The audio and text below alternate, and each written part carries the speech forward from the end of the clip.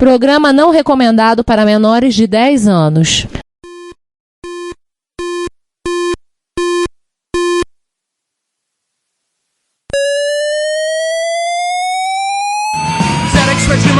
Dragon Vic and R1, Commodore 64, Amsterdam and Acorn Electron, cheaper BBC Micro.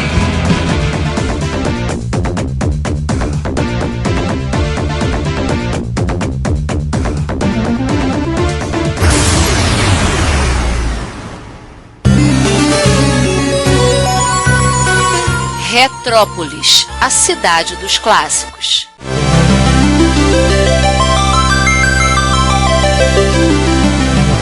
Queridos ouvintes, todos os presentes, estamos online. Estamos online com ou sem imagem? Estamos com imagem. Estamos com imagem. Então agradecer a todos que estão presentes aqui nesse horário. Eu sei que é alta madrugada, sábado, tudo antes do meio-dia, alta madrugada. Onde é que nós estamos? Obrigado a todos que estão aqui presentes para participar com a gente dessa live. A gravação do episódio número 164, onde nós temos mais um daqueles episódios gigantescos, escalafobéticos, ciclópicos e outro termo grande que alguém procure por aí, que a gente está não lembrando, para falar sobre o melhor computador de todos os tempos. Pelo menos o mais mágico dos microcomputadores. Eu achei que fosse o episódio do Spectrum. Engraçadinho, você tá muito metido, hein, Robin? O cara fala isso e nem tem espectro. Ele fala isso sempre, faz essa piadinha cretina sempre. Então, só apresentar, lembrar antes, por favor, pedimos aos nossos ouvintes que estejam nesse momento, dá o seu joinha, se inscreve no nosso canal, estamos com 1.800 inscritos no nosso canal, nossos áudios vão sempre parar lá, vocês sabem, esse episódio vai estar lá disponível, aquela coisa de rotina de todo mundo que faz, dá lá, dá joinha, comenta, pra aumentar o engajamento e aquela coisa toda, mas a gente não, a gente pede pra vocês que façam isso, a gente agradece o que eu falo sempre, não troca um ouvinte nosso por 10 mil ouvintes de que é outro podcast. Então é se apresentar, né? Momentos presentes. Eu ia falar que a gente tá com uma promoção, você manda o seu número do cartão de crédito e a chave pra gente, e a gente manda de graça um chaveirinho pra vocês. Mas às vezes eu falo o limite do cartão, tá?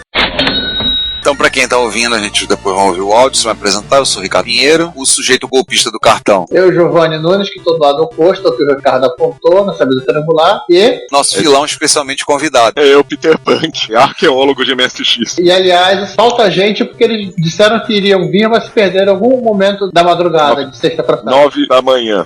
Foi aí que eles se perderam. Tem um nosso que tá perdido, acho que é por causa do fuso horário. Se lembrar que o nosso ouvinte, o professor Dr. Alexandre Garcês Vieira, acabou de avisar que o limite do cartão dele é 0. Que droga. Pois é, que droga. Arruma um cartão com limite maior aí, pô, dá pra gente atirando a zoeira. Lembrar que o Juan tá na sua jornada, na sua peregrinação em Lisboa. Não sabemos se ele vai querer caminhar até Santiago de Compostela. Acho que não. Não, ele já tá passeando pela Guiana brasileira, acho que ele não vai até a Guiana argentina.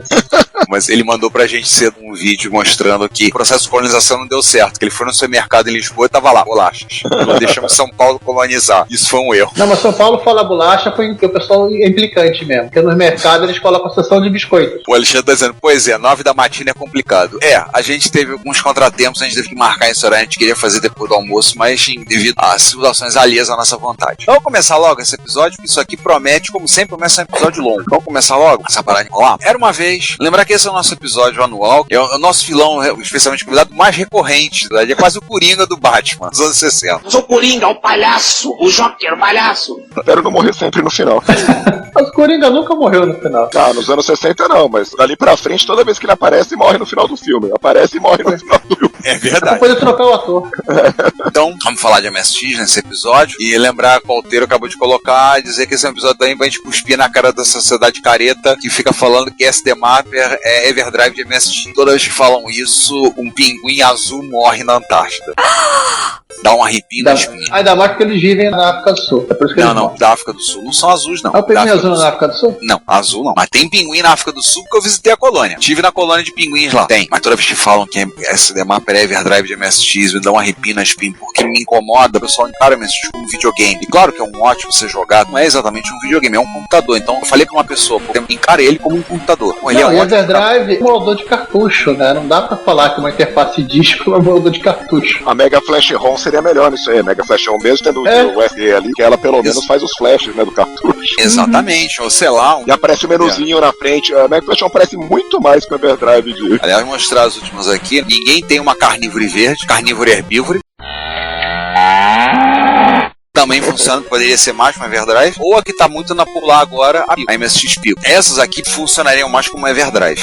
Tem mais cara de Everdrive. Faz aquele negócio de baixar direto da internet também, não tem? Sim, conecta no Wi-Fi, conecta no File Hunter, puxa direto lá. E agora, uma nova versão da Pico, estão querendo botar até emulação de APL4 nela. Mas isso não é um episódio pra falar do produto do Geroen fazendo uma parceria com o Stefano. Um abração pro Stefano. Eu meteria uma emulação de XT, né, pra aproveitar.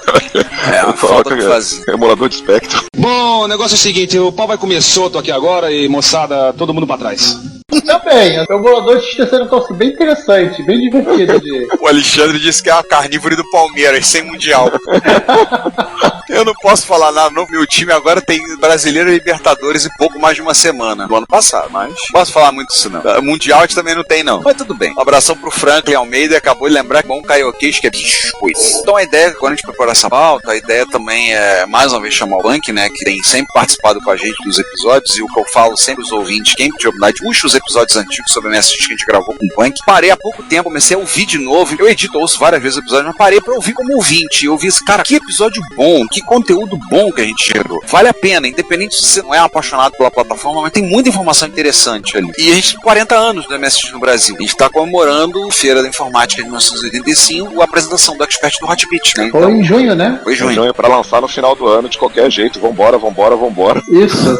E infelizmente, assim, pra azar da Microdigital, a Microdigital trabalhou com o projeto Arco-Íris, literalmente em segredo, você vê isso acompanhando nas revistas, que não tem nenhuma menção do que eles estavam fazendo. Nas revistas, e isso a gente contou no nosso episódio quando a gente entrevistou o Cláudio Cassens. Isso é o 75, acho. 73, eu não lembro de cabeça do episódio, gente, não adianta, eu não vou lembrar. Mas ouço que ele conta sobre como é que foi todas essas coisas. É interessantíssimo a história. E assim, o curioso é que eles lançaram justamente em junho de 85 o TK 90X. E eles estavam realmente esperando que o troço fosse explodir. Eles tiveram, tecnicamente, 5 ou 4 meses de mercado pra fazer qualquer coisa. Eles tiveram timing assim, famoso exatamente na hora errada, né? Todo dia tem uma merda. Exatamente na hora errada. O Franklin, lembrando que ele só ganhou seu Expert em 1988. O meu foi 24 de maio de 1986. Eu sei que foi 2 dias depois do meu aniversário. Ou seja, sábado que vem eu comemoro aniversário de MSX. Vai ter bolinho pra MSX também? Não, mas a mesa que tem tá aqui, ó. A mesa que eu mandei o MSX. Essa mesa aqui meu avô fez e botou pra usar o MSX. Essa mesa eu falei pra Cláudia. Quando ela entrou, ela não sai, ela fica. Quando a gente mudou o quarto, ela, você faz a mesa, tira essa mesa. Não, deixa a mesa do seu Alfredo. Ela, por que eu vou deixar a mesa? Não, que tem uma questão histórica dessa mesa, carinho, e tem um outro problema, o quê? Pra eu tirar essa mesa do quarto, eu tenho que cortar os pés dela. Vai entrar a mesa aqui, eu tive que tirar a porta. Foi uma desgraça. Eu falei, não, então deixa a mesa. Eu falei pra ela, deixa a mesa e pronto. Não chia, não bufa, deixa quieto. Ela sabia, sempre teve o MSX em cima. Agora tá lá, tem um Paxson agora em cima dela. Paxson, aliás, pra compra desse Paxson, o sujeito tem culpa, esse sujeito tá aqui, ó. O Punk me deu a dica do Paxson. Falou, ô, José, você não queria um Paxson? Aí agora ele mandou o link, eu olhei, hoje. Eu vou cair nessa casca de banana, eu vou cair, eu vou abraçar a bananeira nessa. E foi. O relato tá lá no retorno. Pô, mas na verdade, legal, poxa. Você desceu a ladeira caixa de banana, né? Eu desci escorregando. Eu acho que é um negócio legal. É um MSX que vale a pena, você que coleciona um de cada fabricante, ainda é o mais diferentão que a gente tem aí fácil. Aliás, o teclado dele tá com o Fábio Santos, pedi pro Fábio pra dar um trato nele. Aliás, Fábio, se você estiver ouvindo, por favor, dá notícias do teclado, tá? Como é que tá aí? Ele pediu pra ele dar um trato no teclado, ele, manda pra cá. Mas mas o Ricardo se recusa ainda a comprar aquela placa de MSX para Apple II e comprar um Apple II, para ter realmente um MSX de cada fabricante. Não, mas ele quer só dos oficiais, já foi declarado isso aí, não foi? Ah, tá. E senão tem que pegar lá aquele SimCorp lá. Esse SimCorp é fácil. Eu tenho um pirata, eu tenho o Frael. Né? O SimCorp é fácil, tá? O SimCorp tem no museu lá na Argentina, só você visitar o museu com a marreta na mão.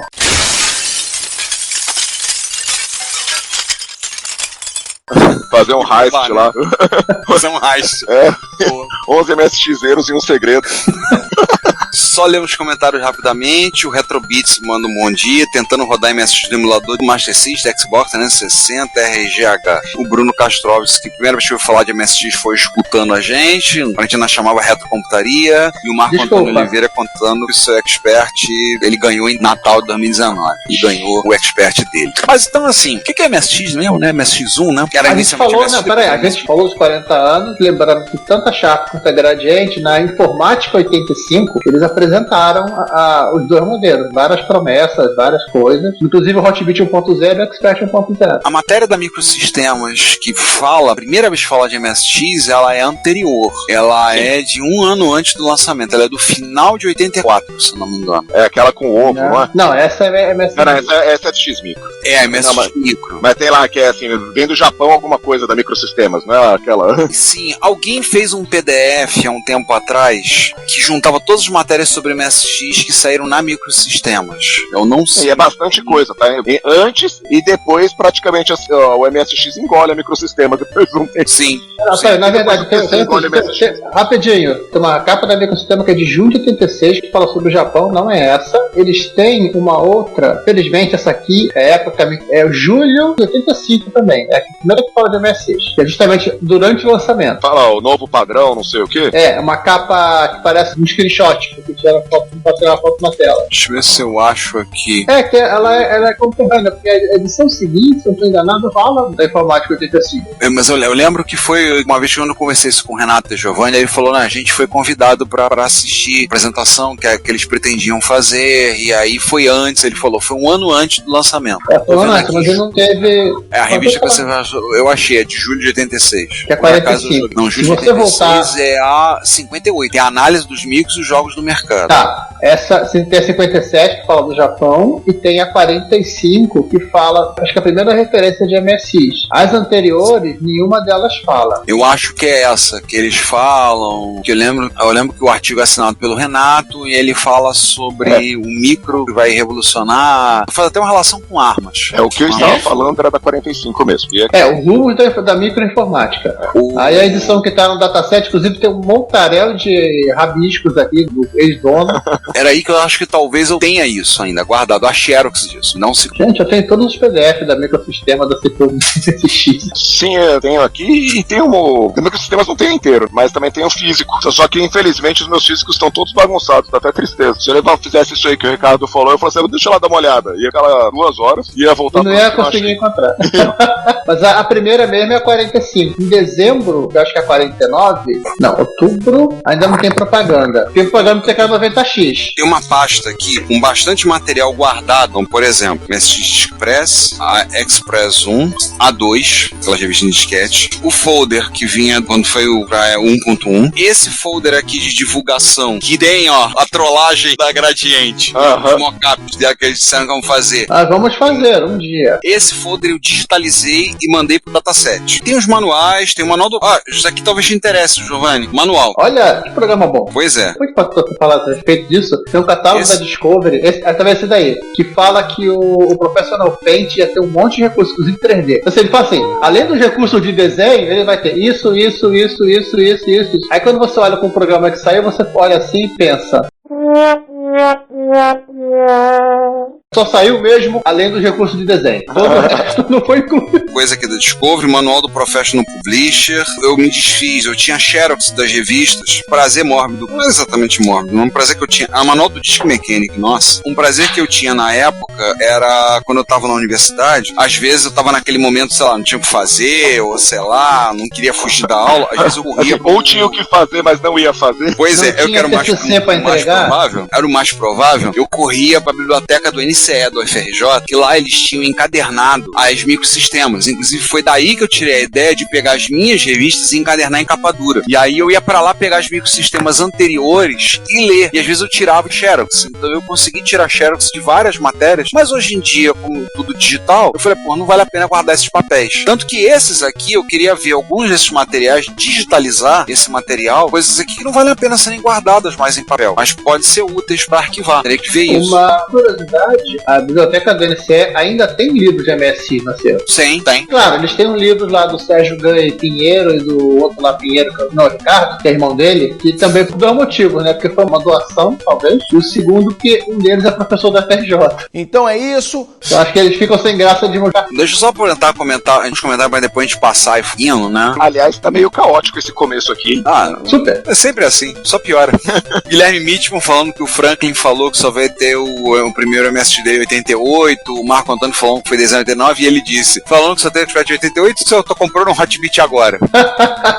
nunca é tarde. Antes tarde do que mais tarde. O Alexandre Lima, começando a criar o conflito, tinha que ser um advogado, né? Já que o assunto é MSX, devemos começar nisso ou tocar um assunto espinhoso. O que significa MSX? Eu já expressei a minha teoria. MSX é a sigla que o Nishi quer que seja. É porque, na minha opinião, em japonês, a sonoridade da sigla é boa. Eles se prendem ao som. Eu já vi ele falar, inclusive quando eu tive no encontro em Pisa, todos nós já conhecemos várias, né? A gente cresceu no Microsoft Extended, mas também Matsushita, Sony X-Power, Machine Software Expandability. Não, falaram até do Míssil. Mas cara, aí assim, tudo que tem ocidental da época é Microsoft Extended. Da época do lançamento, tudo que tem da época do lançamento é Microsoft Extended. Seja lá o que seja isso. Aqui ó, MSX stands for Microsoft Extended Basic. É do Extended Basic. Então assim... mas assim, tudo que tem da época fala desse jeito. Então... fazer o quê? Aí o Frank falando que você te trouxe bastante felicidade, Guilherme. O Alexandre falou aqui em casa só tem Relix, nem TV Cinescope AV eu tenho, só equipamento sênior. Pior do que eu. O Franklin, na biblioteca do Núcleo de Computação Eletrônica da UFRJ, que fica ali no CCMN, Centro de Ciência e Matéria da Natureza. Você parou ali, entrou pro CCMN, o NCE é logo à direita, em frente ao teatro que é conhecido, acho que ainda é conhecido na UFRJ como o Roxinho. E aí você pede lá na portaria que quer visitar a biblioteca. A biblioteca você tem que andar pra caramba lá dentro, a biblioteca é lá atrás, mas vale a pena. Eu ia muito na biblioteca do NCE. Eles têm esses livros, acho que ainda deve ter revista. Você pode consultar, inclusive, pela internet, tá, gente? Antes de... Sim, hoje já tem. Eu tive na biblioteca da NCE, acho que um ano e meio, que eu tinha uns livros aqui que eu tinha recebido, e eu levei pra doar, pra fazer uma doação de livros de informática, coisas mais recentes, que não me interessava manter. E aí eu doei lá, inclusive mandaram o documento, lavraram, tive que assinar, depois doação. Bem, eu fico à vontade, fiz direitinho, tudo bacana lá. Eu só gostaria de ler algumas sugestões que deram pra sigla, Miojo, Sushi, Sashimi, ou Matsushita, Sony, Xiaomi, né? Hoje seria Matsushita, Sony, Xiaomi. Não, eu prefiro Magali Suzana Chimenez. Então tá. Mas assim, vamos explicando rapidinho o que é MSX 280, TMS 91XX, depende muito de onde você tá, e um PSG, o Y38910, ou aquele da Yamaha que faz a mesma coisa. Assim como dos 80, né, a pessoa usava o da NEC, usava o da Zilog, e o... Tem MSX que usa da Sharp também. É como se diz assim, não é 80 ou equivalente, não sei o que lá, ou genérico, equivalente. Não interessa. Acho que o único não equivalente seria o Tex, né? Até surgiu o da Yamaha e aquele chip maluco da Toshiba que os caras fizeram certinho até demais. Então, que é o equivalente, é tudo o equivalente, não tem? Ele é o equivalente, ele é tão equivalente que ele substitui tanto as versões PAL quanto a NTSC. Tem um jumper. O problema é que eles fizeram exatamente o que diz no datasheet. Na especificação. Eles seguiram a especificação à risca, né? Eles não implementaram os bugs. Mas assim, seguindo, a Sharp do Brasil, né? Ela pegou a Digiplay, fazia o... eu sempre me confundo aquele videogame feio, um disquinho. O Television?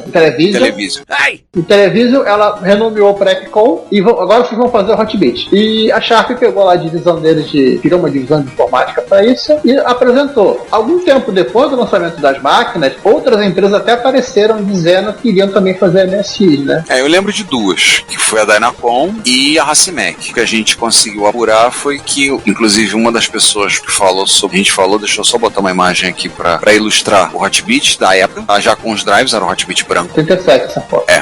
Já com os drives. O Marco Antônio, inclusive, teve na Dynacom, disse que viu o protótipo, disse que não foi em sonho nenhuma viagem de ácido, disse que viu um protótipo. E a gente entrevistou na Retro Rio 2019 o Mário Trota, que trabalhou na Racimec, e a Racimec fez estudo, sim, comprou material, livros, tudo, mas não passou de estudo, não chegou nem a fazer um protótipo. A única coisa que ela acabou fazendo foi a interface drive. Então assim, a Racimec pensou no caso. Ela foi o que mais pensou. A CCE também tá nessa história. Esse eu não lembro de anúncios. Tem anúncios, tem um artigo da MSX Micro, acho que balão de ensaio, que eles comentam que tem um post de uma microsistema, se eu não estou enganado, ou de uma Micromundo, que a CCE fala que ela ia lançar depois do MC1000, né? Aí outro também que saiu em janeiro de 35, não, abril de 35. Além dela lançaria um MC1500, que seria tipo um MC1000 com teclado profissional, teclado decente, e ela lançaria o MC2000 ou MC3000, que seria um MSX. Só que também assim, só em viagem de aço também. Eles falam, não, a gente vai, né? A gente sabe muito bem que entre falar e fazer há um longo percurso, né? Não é uma coisa nada simples. Se já não é simples hoje em dia, muito pior naquela época, né? Aliás, eu me lembro sempre uma frase uma vez que o Bank falou, achei muito interessante, que assim, muita gente recrimina a Gradiente, a Sharp, os projetos, né? Mas ele falou assim, mas se pensar bem, eles fabricaram o micro. Se você vai olhar, eu pensei disso, tempos depois eu conheci o contato com o pessoal da Holanda, e o Bas falou pra mim, ele foi funcionário da Philips, ele falou, a Philips não fabricou um parafuso dos MSX dela, tudo foi terceirizado, tudo. Várias empresas terceirizaram. Tem micro da Hitachi que é exatamente igual ao micro da Mitsubishi, só muda a etiqueta. A Daihatsu fez terceirizado pro mundo inteiro, da Argentina até a Tailândia. Mas a Gradiente e a Sharp fabricaram o micro, com todas as dificuldades que tinham econômicas que a gente lembra. A gente era criança na época, mas a gente lembra. Tem até, inclusive, aquele... É o Hitachi, que é aquele... É o A1? Não, aquele branco. É o Toshiba, né? Toshiba. O A1 qual? Aquele Toshiba branco. Acho que você tem um desse. Ah, tá, o FSTM1. Tenho, ele tá até fácil de pegar. Esse aí, ó. Esse tecnicamente é um Panasonic. Não é que tá, a placa-mãe é diferente. E é de melhor qualidade. Mas o gabinete é exatamente igual. Eu falo que o FSTM1 branco. Da Panasonic, tá? É diferente. Mas... Não, a placa-mãe é de melhor qualidade. Eu já abri pra ver. E não tem aquela plaquinha de vídeo xixelenta que dá problema, que não sei o quê. Pelo que eu vi, ela não tem o HIC1. Aquela plaquinha que é uma das poucas coisas em MSX que tem que trocar capacitor de vez em quando. Tá, e os que fabricaram, né? Vamos pegar o Hotbit primeiro. Ô, Giovanni, deixa eu só jogar aqui. A gente falou da Microdigital, coitada, que fez todo o trabalho com o projeto Arco-Íris pra... Tô com a voz péssima, porque além de eu estar com a garganta zoada, ontem eu fiz uma endoscopia. Então ainda por cima tá raspada. Ah, eu nem sabia o que é isso. Mas então, a Microdigital teve esse problema dela. Cara, eu sempre penso no MC1000. Eu falo assim, cara, se a C7 tivesse demorado, podia ter feito o MSX e ter feito aquilo. A gente já tá falando das coisas mais malucas do MSX dela aqui. A gente já tá se divertindo muito. Verdade. O MC1000, assim, eu fiquei fuçando em revista e a minha suspeita é que eles lançaram por volta de abril. Abril 85. Apresentaram no primeiro Rock in Rio, tanto que tem a história do Divino, que Leitão, né? Tava no Rock in Rio, viu o computador e começou a brincar, mas ele não saiu de imediato. Não só pro Natal, isso é curioso. Ele saiu no meio do ano, né? No meio do primeiro semestre, tecnicamente. Pior data possível para o lançamento. Porque tá todo mundo duro. É, pensei mesmo que assim, cara, você fala, velho, era só o VDP diferente aí, você já... Máquina, podiam ter feito, em vez de fazer o MC1000, fazer o MSX. É porque assim, você pensa assim, no que tinha na época, ele tava igual. Já seria um Polo, ele e todo o resto é tudo monocromático, dos micros baratos, que a Apple II era caro pra caramba, os clones. Ele estaria ali disputando o mercado. Ele sai em abril, dá 2 meses e sai o teclado da 90X. Pronto, já acabou. Já tomou uma porrada. Aí logo no ano seguinte já veio o anúncio do Hotbit e do Expert. Pronto, tá com a segunda marretada na cabeça. Eu vi aí, Ricardo, que você escreveu aí, o Ricardo, o Giovanni, o Retrópolis aí, que o problema é que o nicho fica mudando. Exatamente, se você perguntar pro nicho qual o significado de MSX, qualquer coisa que ele responder, a gente vai continuar sem saber. Ele já tem umas 5, 6 histórias diferentes. Sim, por isso que eu sou adepto da teoria que tem a ver com o som. O Alexandre diz aqui que ele acha que o MSX é um nome baseado no posicionamento dos componentes eletrônicos do primeiro protótipo funcional. Caracas. É o famoso, são teorias que a gente não vai conseguir fazer o velhote explicar. Acho muito improvável. É isso. Ah, só que a gente tem outras 5 histórias que você bem disse que era isso. Cada vez ele fala uma coisa. Eu vou lembrar na frase. Anos atrás a gente conversou com o Sr. Milton Scorza, que foi diretor de marketing da Sharp na época. Eu tinha o projeto de fazer um livro sobre a história do MSX. Muitas coisas acabaram sendo usadas aqui no Retrópolis. A gente teve a oportunidade de conversar com o Sr. Milton. Fui eu, o Rafael Riggs e o Spy, Rodrigo Domingues. E a gente foi conversar com ele. E ele falou pra gente, olha, aquele japonês é maluco. A gente foi pra Nova York pra fechar o acordo de licenciamento, tudo. No meio da reunião ele levantava e ia embora. A gente ia correndo atrás dele. Aí falou, a Gradiente deve ter passado pelo mesmo perrengue que a gente. Não sei porque eu não falei com ninguém de lá, mas deve ter passado pelo mesmo perrengue. E olha, eu não duvido. A gente lança e depois sai correndo atrás do japonês. Ou ele faz ele correr atrás da gente por conta do royalty. É, ele falou isso pra gente. O japonês lá, ele é maluco. Levantava e saía no meio da reunião. A gente não conseguia travar, conversar, fechar o acordo com ele direito. Provavelmente a Gradiente também teve dor de cabeça pra fazer isso. É uma coisa que quem tiver na São Paulo MSX Summit, todo mundo tá interessado no Nishi, mas vai estar lá o Morris Arditi, que foi vice-presidente da Gradiente. Inclusive, a gente pretende conversar com ele pra ver se a gente consegue fazer, posteriormente, trazer ele pra gravar com a gente. Trazer um episódio com ele. Pra contar as histórias da Gradiente, porque a gente não tem muita gente pra conversar sobre a Gradiente. Nós já gravamos com o Oscar Júlio Burdi, só que o Oscar tentou contato com ele. E o Burdi ele entrou depois. Ele entrou depois do MSX lançado. Ele entrou em 86, 87 na Gradiente. É, mas o Burdi entrou em contato com ele, assim, na minha frente, tava comigo, mandou mensagem pra ele, mandou um áudio pra ele no WhatsApp, falou, Mosh, querido, olha, aqui é o Oscar, tudo bom? O pessoal aqui desse rapaz, podcast, fiquei até comovido, rapaz, eu cheio de cabelo branco na cabeça, rapaz, que bom. Morou! falou, vou gravar com eles, entra em contato, vou postar você em contato com eles querem contar a história da época da Gradiente, é interessante, grava com eles, né? Não deu retorno. A gente pretende conversar com ele lá e outras pessoas. Aliás, a gente tem alguns amigos que têm contato com algumas pessoas que a gente vai tentar ver aí em breve para tentar trazer informações a respeito. Ó, a ideia do Giovanni, o Alexandre gostou. Faz o mico e depois fazer o Nishi correr atrás depois. Não é uma má ideia, não. Isso talvez explique o primeiro Hotbit. É o 1.0, né? Ó, só dizer uma coisa, estamos preparados para a MS Summit caso o Nishi queira sair correndo. Pode da bicicleta aqui preparado para amarrar ele na cadeira. Prendeu o velho na cadeira, né? Não, ele não vai correr, cara. O Nishi dá um senhorzinho. É muito simpático. Lá em Pisa tirou foto com todo mundo. Até a minha esposa tirou foto com ele. E ela na lata perguntou: quando é que você vai no Brasil? Aí ele, eu queria ir segundo semestre, pra mim é melhor. Quero ir ao Brasil sim. Aí, quem sabe, eu tô pretendendo ano que vem. Aí quando eu voltei, falei pro pessoal: olha, ele quer vir no ano que vem. Aí quando anunciaram a Summit, mas não disseram nada no Nishi, eu falei: fecharam pra trazer o velho. E assim foi. E todos que estiverem ouvindo isso, esse episódio vai sair antes da Summit. Pelo menos essa parte vai sair antes da Summit, que eu acho que vai ser um episódio de 2 partes. Oh, yeah! Estaremos lá, tá? Todo mundo. Vamos estar estando. Todos nós aqui, inclusive os 5 meliantes que cometem um Retrópolis, estarão lá. Inclusive a trava da bicicleta, caso ele caia correndo. O Alexandre, o Nishi é neurodivergente, mas levar ele pro CAPS, fazer terapia e tomar uns remedinhos. Se fizer isso, ele desiste do MSX, ele percebe o que tá acontecendo. É um risco que se corre. Simone, solta o quadro aí. Nós temos um canal no YouTube e um perfil no Instagram. No YouTube, todos os episódios do podcast estão disponíveis para você, assim como as besteiras e eventualmente vídeos. Mas vocês sabem, não somos lá muito bons com esse tipo de mídia. No nosso Instagram também publicamos imagens, textos e eventualmente vídeos. Esses vídeos são material vindo de encontros, lives, gravações ao vivo, entre outras fontes. Não deixe de assinar, comentar, ligar as sinições e compartilhar com outros. Ajude-nos a espalhar a palavra da retrocomputação a outras pessoas. Muito obrigado. 1 hora depois. Mas pegando o gancho do recado, que a Sharp tentou entrar em contato com o Nishi, tentou assinar o contrato, e o que aconteceu depois, sim, quando lançou o Hotbit 1.0, o Hotbit 1.0 não faz menção a ser um MSX. Ele não tem. Quem reparar, o Hotbit branco padrão, ele tem um canto, no teclado, canto superior direito, tem uma área mais elevada, onde tem um MSX escrito.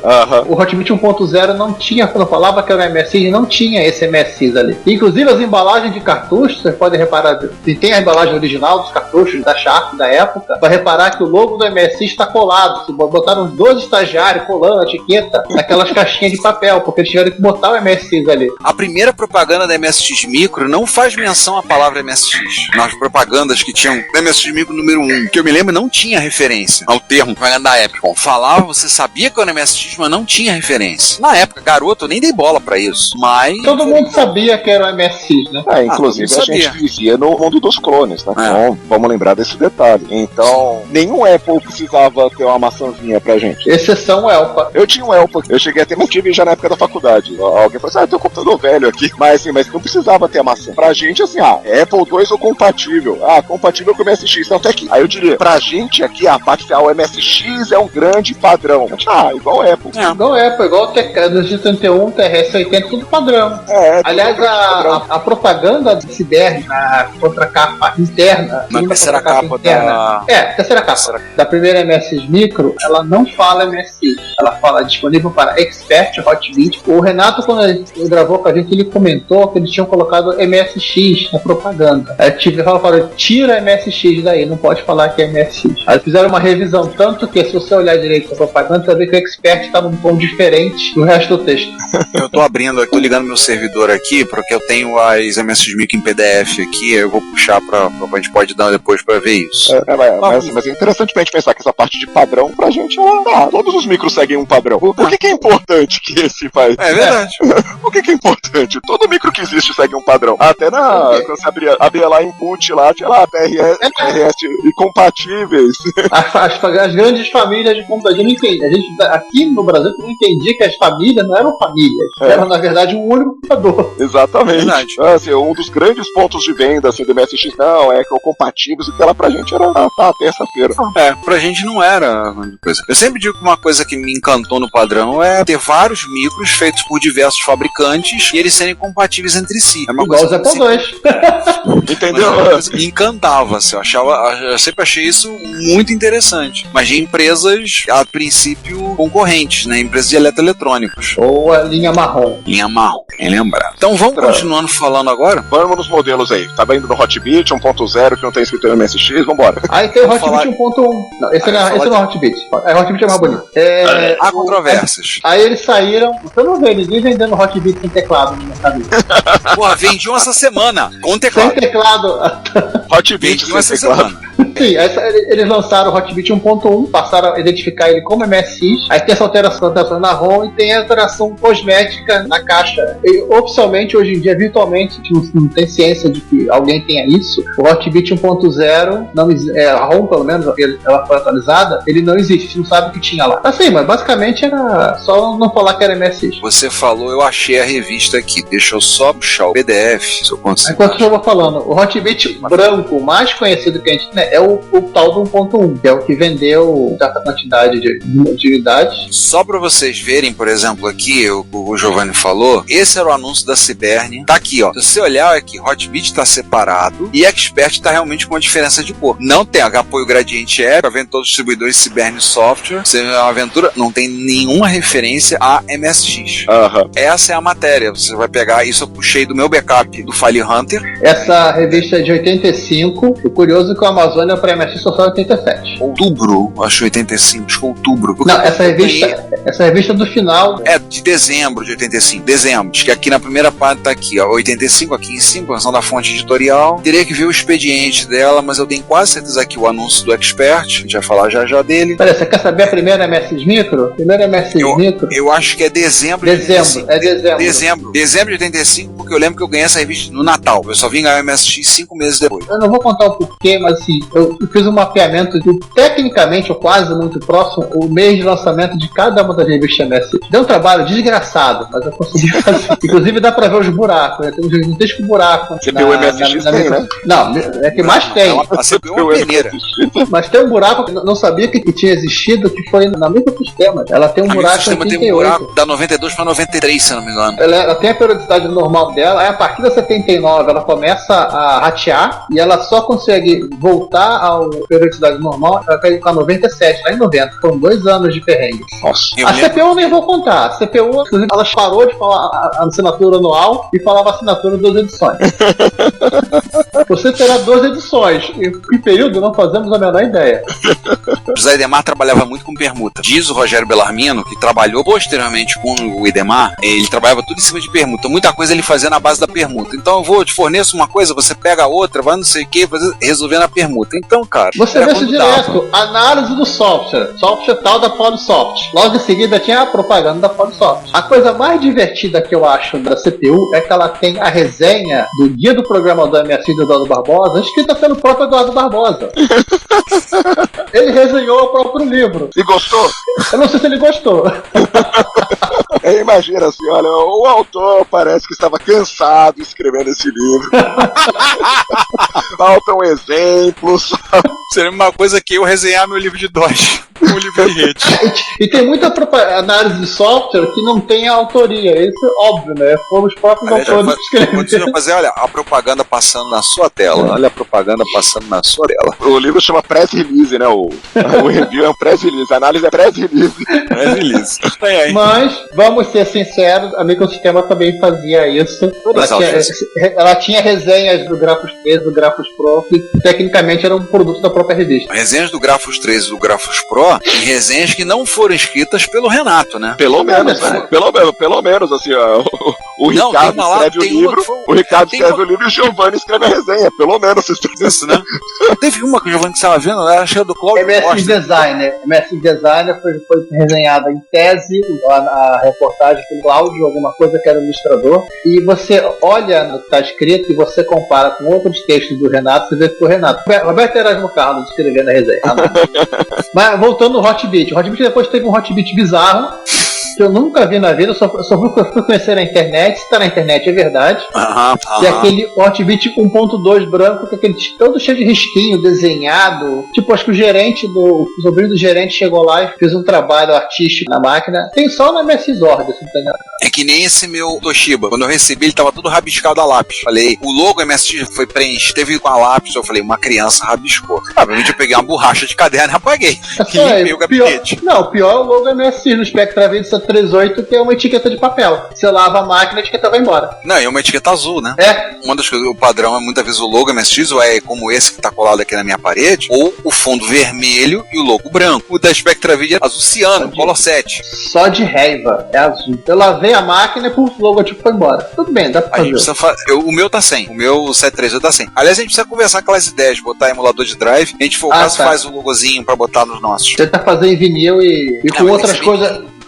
Eu tenho tamanho. Sobra de material, ponta de sobra de material, a gente pode ver isso. A gente faz outra etiqueta. Mas vamos seguir, gente. Consegue pegar o link na wiki da MSX lá na MSX Org? Deixa eu caçar o logo. Me dá um segundo. Continua falando do Hotbit. Não, que assim, o que falam é que ele tinha a ROM 1.2, ele é o Hotbit 1.2, e ele tinha todos esses desenhinhos, com riscos desenhados na descrição de tela, de incrível e difícil leitura, de passagem. Que desenhos? Eu não tô entendendo.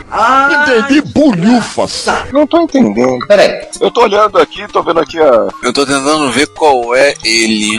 Tá. Acho que eu sei qual é. Deixa eu jogar. Esse aqui é White versão 3? Eu deixo. Não. É que isso aí é adesivo. É feio. Tá, mas isso aí é adesivo. Se você olhar o versão 2 ali, dá até pra ver uma faixa meio branca onde ficavam desses adesivos no versão 2. Volta pra trás aí, ó. Isso é adesivo. Olha só, eu ampliei. Assim, volta pro versão 2. Olha em cima das teclas de função, dá pra ver um pouco do vazio onde ficava o adesivo aí. Tá. Isso é adesivo. Isso é muito estranho, assim, e é curioso, né? Esse monte de identificação que não faz muito sentido. Mas é tudo adesivo isso aí. Até a caixinha ao redor do teclado? Essa moldura? Caixinha. Não, a caixinha não é não. Acho isso não, parece. Tem cara de silk. Isso parece um molde novo aí, ou talvez um silk, mas o resto eu tenho uma suspeita, eu vou falar isso quando a gente fala do preto agora. Sem o MSX. Manda o preto aí. Então, falemos do preto. Falando do preto. Esse é o Hotbit 1.2 que todo mundo conhece, o preto. Sim. Né, que foi lançado em Natal 87, foi vendido até o final de 88. E seria MSX2 e seria MSX2? Confirmado pelo seu Milton. Quem foi a primeira pessoa que suspeitou dessa maluquice? Eu não lembro, mas eu sei que a gente... Que só tem eu. Não, porque assim, o que aconteceu? Meu Hotbit preto, na traseira, o meu original, que agora eu vendi pro Lois, tem um outro agora, ele tem uma chapa de metal colada, com o nome dos conectores. Sim. No meu tava soltando. Eu achei muito estranho. Eu nunca tinha me dado conta que aquilo não era a parte do plástico. Aí quando o troço soltou, o que aconteceu? Eu vi que tinha coisas escritas direto no molde da caixa, em relevo. E tava lá, conexão da impressora, tava printer, conexão do cassete, tava tape. Aí onde deveria ser o conector de áudio, não tava escrito áudio, tava escrito RGB. E aí onde tá escrito vídeo, tá escrito áudio, onde tá escrito RF, tá escrito vídeo. Epa, o que tá de errado aqui? Aí foi que eu me dei conta que dentro da caixa do Hotbit preto, ele tem uma área que dá exatamente pra você encaixar o suporte de pilhas. Então, assim, só uma coisa. Deixa eu só botar uma coisinha que o Francis acabou de colocar pra gente. A Sharp usava essa identidade das três coisas em todos os produtos eletrônicos dela na época. Esses frisos que a gente colocou aqui, que a gente mostrou, ela usava isso. Então, provavelmente isso influenciou ela a fazer o do Hotbit. Aliás, se vocês repararem, o logo MSX aqui no cantinho é um cinza, é meio um cinza, mas claro, aqui é bem preto, é vivo. Ou a máquina quase não foi usada, por isso não desgastou. E a do preto é vermelha. Ele tem, claro, essa identificação do preto, ela tá muito próxima do que é a identificação dos adesivos. Só que tá um jeito muito mais elegante. Só lembrar que o Alexandre tá dizendo aqui, lembrando que a foto desse Hotbit é exatamente esse Hotbit, é o dele, tá lá. Quer dizer que ele que foi o doador da foto. Então, assim, a gente conversou com o seu Milton e perguntou. Ele falou, sim, a gente tinha a intenção de fazer MSX2. Era a ideia. Só que a gente não... Falei, não deu, né? Acabou o dinheiro. Não deu. Infelizmente não deu. Mas era a ideia. Entendeu? Era a ideia de produzir e fazer MSX2. Na verdade, isso não também acabou o dinheiro. Eu acho que foi uma decisão do seu Matias. Do seu Matias, né? Porque, assim, o Hotbit ele vendeu... não tá totalizado aqui. Até 88, foram vendidos 154 mil, quase 155 mil MSX no Brasil. O Expert em 85 vendeu 9 mil unidades. unidades, a Hotbit vendeu 7 mil, quer dizer, tava meio que equivalente. 86 já teve uma diferença bem grande, a Gradiente vendeu 38 mil Expert, a Sharp vendeu 21 mil. Aí em 87, a Gradiente vendeu 33 mil Expert e a Sharp 10 mil. Isso melhorou um pouquinho em 88. A Gradiente vendeu cerca de 20 mil e a Sharp vendeu 14 mil. Tipo, ela nunca ultrapassou o volume de vendas. 87 foi pior ainda. Se eu não estou enganado, tem uma reportagem da Info do JB que fala que em 88 o Hotbit equivalia a 0,2% do faturamento do grupo Sharp. Acho que o seu Matias falou, tá, então não vai fazer isso mais não. Deixa a Gradiente brincar sozinho. Estão investindo muito e não estava rendendo bastante, né? É que assim, 0,3 que nem impacta o faturamento geral da empresa, né? É aquele negócio assim, vender, tava vendendo. Só que, poxa, compensa. E assim, no ano anterior era tipo 3%, 87, 88 foi 0,3%. Então assim, claro, outras coisas estavam sendo vendidas, né? Lembrar disso. TV, aparelho de som, os videocassetes estavam começando a estourar. Então assim, tem coisa dando mais dinheiro. O Oscar falou isso pra gente. Ele falou, o Expert, posteriormente, ele falou, o Expert tá vendendo bem. Vende bem, tinha um mercado lá, eles estavam tendo lucro. Só que o faturamento era muito pouco. Aí ele falou, nós estamos indo pra bilhão. Iam pra dar bilhão. Bilhão. Falou, por isso que eles largaram o Expert. Não é que ele não vendia, ele nunca deu prejuízo pra Gradiente, só que o faturamento em vista de outras coisas que a Gradiente produzia era muito baixo, então pra Gradiente não compensava manter. Não compensava gastar a linha de produção nisso. Manter a linha de produção, que é manter máquina, manter... Gente, estoque. E linha de produção, assim, gente, não é só você ter um estoque e gente fazendo coisa, não. Você tem área de teste, logística, planejamento de produção e uma série de outras coisas. Então, detalhe, na época que no 79, quando ainda estava meio incerto que a Sharp ia continuar a fazer MSX, ainda rolou um boato dizendo que a Sharp poderia vender um projeto do Hotbit para a Microdigital. E a Microdigital falou nem que sim, nem que não, oficialmente. Um negócio que a gente acabou comentando aqui, passando aqui, mas não... a gente vai chegar no Expert algum dia, mas... Daqui a pouco. 2000 anos depois. Que a diferença que a gente tem aqui com relação a todos os fabricantes de computador aqui do Brasil eram empresas de fundo de quintal. Tá? De computador pessoal. Não, mas a empresa cresceu, tá? A empresa cresceu, melhorou, mas era quando entra o MSX aqui, entram dois pesos pesados mesmo. Assim, quando a gente fala assim, Gradiente, Sharp, hoje ninguém lembra, tem mais essa... Mas é assim, quem que entrou pra fabricar aqui? Entrou a Samsung pra fabricar MSX aqui no Brasil. Samsung e LG, faz celular, faz televisão, faz... Era isso. Faz de tudo, vende de tudo, tem os bolsos fundos cheios de dinheiro. Sim, elas viraram a mesa. Sobe pra outro patamar, a quantidade de dinheiro que eles podiam gastar com propaganda, que a gente fala mais tarde, assim. Você pode... Não, tem propaganda aonde tinha público, né? Não em revista especializada. Você não ficava lá mandando na Microsistema, você mandava propaganda na novela, você fazia na televisão. Não vale tudo... Lá não vale tudo Nutella. Mike, eu colei na pauta o gráfico de venda que tá interessado nos números reais. Eu confio nesses números, que a fonte deles é um total de Secretaria Especial de Informática. Eu acho que também é acostumbrado no 88, mas eu tô relevando. 88 tá muito exato ali, mas acho que o cara arredondou, né? É mais ou menos isso aí. Senhores, vamos passar pro falar do Expert? Bora? Vamos. Para tudo aí! Nosso podcast está disponível em vários serviços de áudio. Podemos listar entre eles o Spotify, o Deezer, o Apple Podcasts, TuneIn, Stitcher, Last.fm, iVoox, Castbox.fm, Player.fm e alguns outros. Não deixe de nos ouvir, comentar e também favoritar nosso podcast no serviço para que outros possam conhecer e possamos espalhar a palavra da retrocomputação. Muito obrigado. Hoje não! Hoje não! Hoje sim! Hoje sim! Então, só dois comentários rapidamente. O Alexandre lembra que as calculadoras de mesa da Sharp tinham essas mesmas cores e detalhes. O pai dele tinha duas calculadoras da Sharp, a gente já comentado na pouco. O Francis lembra que a Gradiente detinha a marca iPhone, tem toda uma história curiosa. Aliás, tem um episódio nosso, que eu acho que foi uma live que a gente fez sobre desenvolvimento de hardware para micros clássicos, que o Rafael Higgs participou, e ele contou essa história. Ele trabalhou com o sujeito que participou desse processo dentro da Gradiente, da história do iPhone. E lembrar também vinha a lei da reserva, assim, era o período da reserva de mercado. Falando então desse computadorzinho aqui que tá do lado aqui, e aliás tem um aqui comigo, e aliás eu tô com mais 4 lá embaixo pra vender, se alguém quiser comprar, tá? São sem teclado, mas todos funcionam, a gente negocia, tá? Tô passando a cola do Ricardo, tô lá, o Cláudio tá lá fora com a banquinha vendendo os experts. Não, agora ela não tá em casa, mas ela já me perguntou quando olhou, mais MSX, homem, eles não são pra consumo próprio, são pra venda, eu apenas tô traficando eles. totalmente drogada.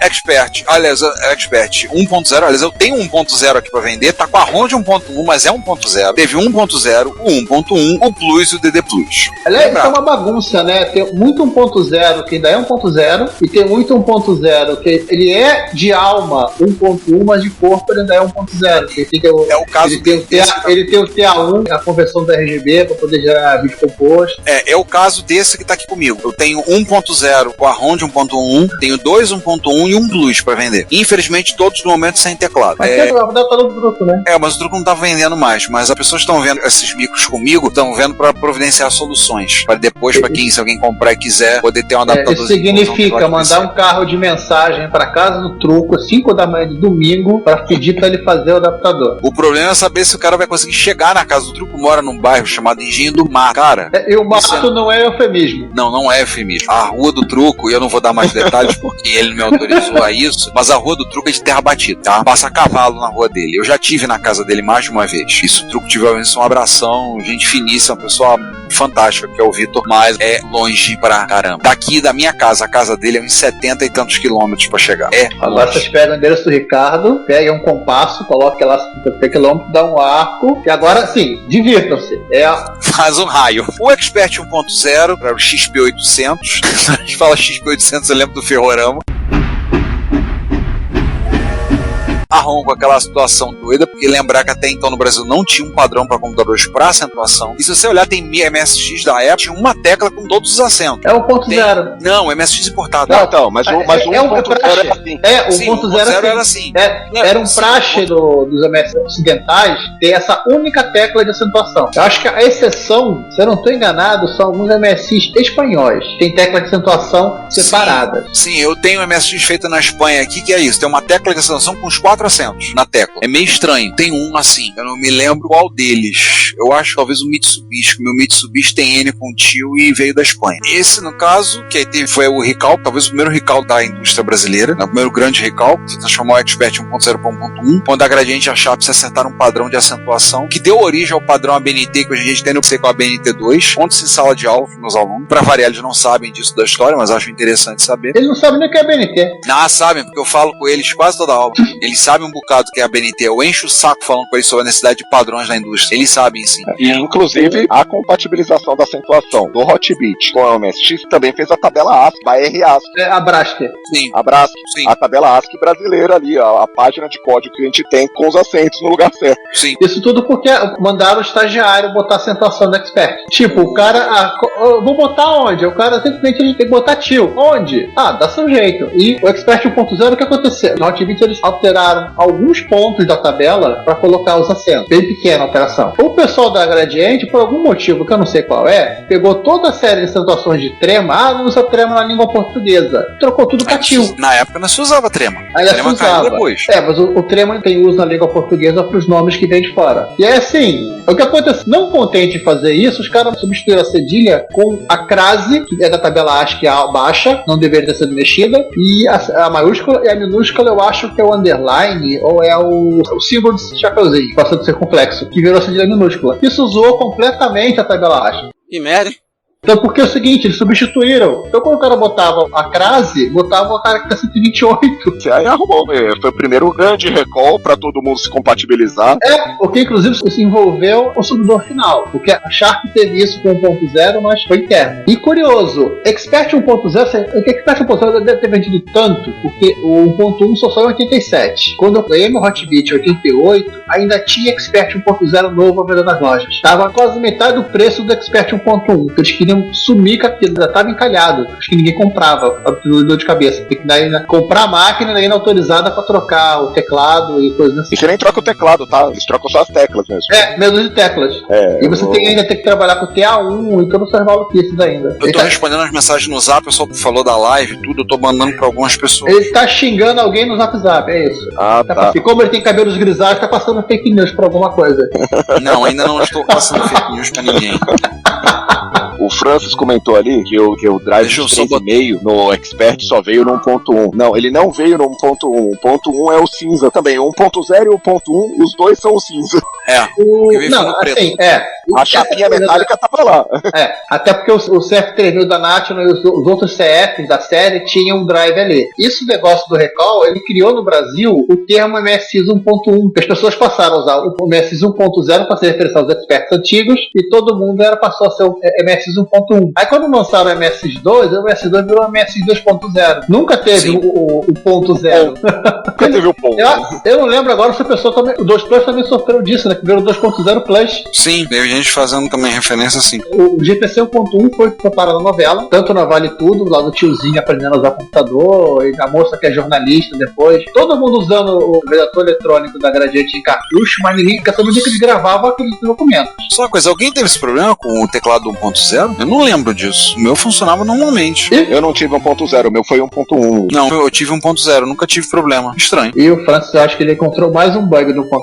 O Alexandre doeu meu Expert nos anos devido aos traumas psicológicos que ele me causou numa medição e tratamento para me recuperar. A gente cura comprando marmita.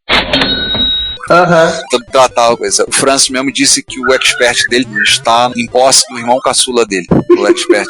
Mas o meu primeiro Expert, que foi 1.0, depois virou 1.1, foi transformado para 2.0, foi vendido. Depois eu tive um que foi transformado para 2 Plus, já veio 2 Plus, comprei. Quando eu comprei o Turbo R, eu vendi aquele Expert, eu me arrependo, não devia ter vendido. Que era, vou ter um mico só, tinha só o Turbo R, foi. Depois aí eu comprei um Philips, aí eu comprei o ACM, aí eu vendi o ACM. Pra que eu vou ter mais de um MSX? Pois é, aí eu casei, paguei as contas do casamento todo, depois de alguns anos a esposa pegou e liberou a porteira. Você pode ter quantos MSX você quiser, você não gasta, você não bebe, você não fuma, você Você tem isso em cartório? Ela nega que ela falou isso, tá? Ela nega. Tá. Mas eu só viro pra ela e falo assim, você vai querer disputar com a minha memória? Ela, com a tua memória dá difícil disputar, entendeu? E abriu a porteira, né? Aí são 36 no momento.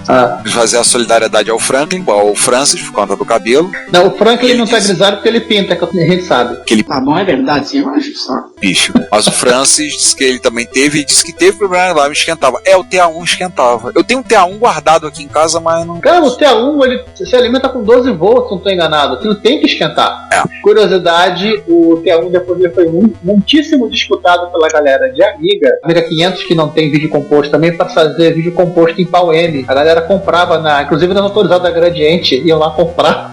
É verdade, eu lembro dessa história. Porque no final das contas ainda era mais barato que comprar o adaptador da Commodore, que era importado. Então vamos falar do Plus. 89, né, foram lançados. Tem a propaganda, tem o design novo, vamos ser sinceros, é um cost reduction. Eles fizeram uma máquina mais barata para vender. O mundo é dos experts, olha aí o DD Putz. Essa propaganda é copiada de uma propaganda de Apple IIc da época. Sim, com o monitor que todo mundo queria ter, ninguém tinha. Não, essa é uma TV colorida. O monitor é do cinza. Ah, sim, do cinza, eu lembro da comercial. O Plus era um cost reduction. Ele vem com um engine, né? Um MSX Engine, falar certo. MSX Engine. Eles simplificaram, eles tiraram a porta RGB, que ele precisava. Eles não iam fazer monitor RGB. Eles removeram a Buzz Expansion para desespero dos fabricantes de kit de transformação, que, abre aspas, ninguém usava. Eles sabiam que ia dar ruim por conta do mapeamento novo de memória, mas eles literalmente, como eu diria o Homer Simpson, a culpa é minha, eu ponho quem quiser, eles pôr a culpa na galera que fazia software. Isso tá documentado. A culpa era deles. O problema do software é do software, não é do hardware. Mas colocaram a culpa na galera que fazia software, que era culpada, é verdade. Só que ninguém tinha avisado nada pra eles antes. Pois é, né? Os caras não sabiam.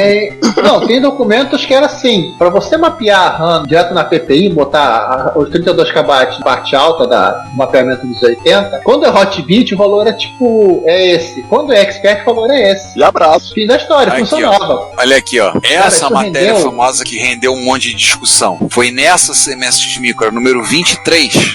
Esse é o lançamento. Na info da JB, da mesma época, acho que é junho ou maio, tem a própria Gradiente falando, isso vai dar problema com alguns softwares, mas é fácil de resolver. Tipo, o problema é de vocês, como diria o Capitão Planeta. E como é que pode ser verdade uma porra dessa, hein, Batman? Me explica essa porra. A matéria, inclusive, é a autoria do Rubens Pereira Silva Jr. Que era... O Rubens Pereira, ele era da XDSW. Sim. Na verdade, assim, a MSX Micro basicamente era formada pelo pessoal da XDSW e da Aleph. De vez em quando, alguém da MSX Informática escreveu. Alguém da MSX ela migrou pra São Paulo, que ela era feita no Rio de Janeiro até o número 13. Aí ela tem um intervalo grande de 13 para 14, que ela começou a ser feita em São Paulo. Então, e aí de São Paulo foi feita até o número 23. Esse é o último número que não, esse é o 23, na TV 24. É do Pinguim. Aí a 25 é que vinha encartada junto com os micros, que a gente chama de 25, mas não era.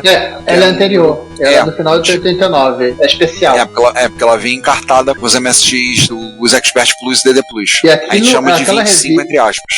Aquela revista é um incrível e fantástico almoço requentado. Almoço requentado da janta de anteontem. Você vê assim as matérias, as fotos, coisas que não... Coisa com coisa, juntaram um texto e publicaram, fizeram aquela lista de software para encher linguiça e pronto, aí o material. Inclusive até as fotos dos produtos da Gradiente que eles estão anunciando são as fotos antigas. O cartão de toda coluna, você vê que é o cartão de toda coluna antigo. Essa daqui, não, né? A anotação, a revista... Cara, é uma revista que vem encartada no computador. É óbvio que ela tá... O monitor é o cinza, data corder é o cinza pelas fotos. O multimodem tem etiqueta diferente. Sim, né? Preto, mas etiqueta diferente. A Gradiente mudou os layouts. Ela usava esse lance de fundo branco até 1.1. No Plus mudou tudo. Mas ela ia usar no cinza, mas não usou, né? Ó, 80 colunas aqui. Que ela nunca lançou. Não, depois ela lançou esse cartão. Isso, mas com essa etiqueta branca, não. Mas não com essa etiqueta. Não, ela tinha vários cartuchos desse cinza, se remete àquela história que o Caixano contou pra gente uma vez, que ele encheu uma Kombi de cartucho cinza que ele comprou no estoque da Gradiente. Literalmente ele fez a Kombi de cartucho. E assim na MSX Micro. Ela vai durar 12 edições também. Quando ela migrou pra São Paulo, foram mais 10 edições. Ela fez até a 13 no Rio, da 14 a 24, que saiu em São Paulo, essa que vem encartada, e depois ela simplesmente sumiu. Se desintegrou. Ela acabou em abril, eu sei exatamente quando saiu a última, ela foi por volta de abril de 90, e nessa época eu tava fazendo estágio no Sol do Fundão. Foi quando eu comprei numa banca lá perto. O Francis tá dizendo que o Buzz Experience para ele é um portal pro universo paralelo. It's a trap! O Buzz Expansion foi uma ideia que surgiu com o MSX1 e morreu na MSX1, na primeira geração. Depois os fabricantes lá começaram a tirar. O meu Toshiba HX10 tem Buzz Expansion. Eu acho que o meu Samsung também tem. Só que o Toshiba ele só tem um slot de cartucho, não é? Pois é. E aí o Buzz Expansion, inclusive o pessoal faz hoje em dia adaptador pra ter um slot, transformar aquilo ali num slot. Não, tinha expansores de slot no Japão que espetavam ali. Aí você pensa aí que na realidade o Buzz Expansion que a gente tem, ele replicava o slot 2. Você sabe quem tem alguns modelos da MSX2 tem Buzz Expansion. Aquele meu Mitsubishi, que é MA20? Não, é 20 não, é... ML... Não, ML... MGL10. GL10. G10. Ele tem um Buzz Expansion. Eu só não garanto se é a mesma pinagem do Buzz Expansion Expert. Mas ele tem dois slots. Não, só que eu acho que o que tem ali, ele vai pro VDP, tá? Por isso que eu tô falando, não tenho certeza. Não é a mesma coisa. Ele é só o mesmo conector. Isso, ali não é a mesma coisa, aquele cara ali vai pro VDP. Então, aí eles tiraram isso, eles fizeram uma placa mais barata, e aí assim, o que nós vamos colocar dentro da ROM do Plus? Tanta coisa que eles poderiam ter colocado, até porque estava liberado nessa época ainda, podia ter colocado um Turbo Basic, por exemplo, meteram o quê? O Ligue Seu Expert na versão hackeada, como você via as opções. Olha, eu posso direto na opção da sopa de ervilha. Cara, não vamos reclamar também tanto, cara. Você pega uns MSX, softwares em ROM, o Cockpit, aquele software xixelento que a Panasonic botava no FSA1. Deus me livre. Mas é um software de verdade. Tem software de demonstração. O meu Hitachi H3, a gente teve que pegar e levantar a perninha da EPROM, porque eu não conseguia tirar aquela maldito programa entrar. Ele entrava tudo. Eu apertei todas as teclas, porque dentro do micro tem um atalho de tecla, então vários micros meus, eu vejo um atalho de tecla fazer isso, eu botei uma etiqueta colada embaixo do micro pra saber, pressiona essa tecla pra você pular o software de demonstração, ou em alguns, eu não aguentei o Hitachi, eu pedi, pelo amor de Deus, meu Hitachi é aquele modelo com 64K de VRAM. Falei, vamos botar 128 e levanta a maldita perninha da EPROM. O problema do Panasonic é tá gravado dentro da mesma EPROM que tá gravando um monte de outras coisas. Aí é mais enrolado. Mas pelo menos, eu acho que o Panasonic, pelo menos, é um software de verdade. Não, tem editor de texto, não serve pra absolutamente nada. Nem pra fazer sopa de ervilha, né? Se eles fizessem como... semelhante. Não, rapidinho. Se eles fizessem com uma Sharp que metia o Turbo Basic, tava uma maravilha. O cara já tinha, foi uma tradição que o Caixano seguiu dos kits de MS2 e 2 Plus. Metia o Turbo Basic lá. Faz muito mais sentido, coloca o Turbo Basic. Poxa, sei lá, coloca o logo, coloca qualquer coisa. Não, eles tiveram a pachorra de editar o Linux Expert pra colocar o menu. Botar o menu pro cara poder fazer um salto pra opção que ele queria. Ele queria só porque o cara queria fazer sopa de ervilha. Deixa de ser chato. Ou fazer aquele prato. O peixe à moda do norte. Deixa o cara. Aliás, eu tenho o meu cartucho original do Linux Expert, do meu primeiro. Esse cartucho eu tenho. Tá aqui comigo até hoje. Eu sou Augusto Bafa e você está ouvindo Retrópolis, a cidade dos clássicos.